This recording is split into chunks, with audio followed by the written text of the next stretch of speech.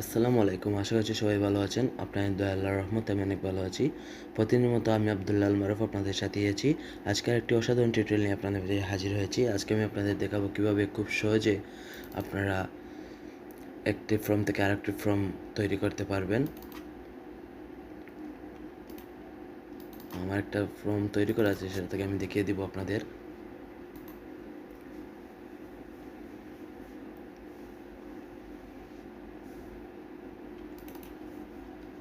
বন্ধুরা দেখেন, ডেইলি সেলে ক্লিক করলে আমার আরেকটি ফর্ম তৈরি হয়ে যায়। এভাবে কীভাবে আপনারা এক ফর্ম থেকে আরেক ফর্ম তৈরি করবেন তা দেখিয়ে দেব। তো আমি প্রথমত এমএস অ্যাক্সেস ফাইলটি ওপেন করব।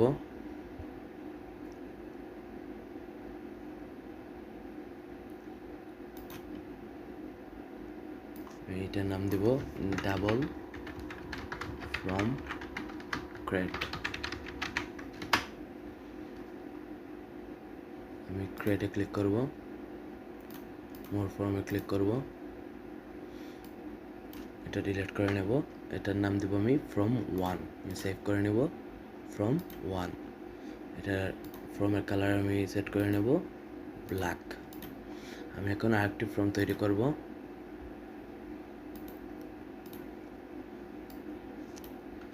ফর্মের কালার আমি সেট করব রেড।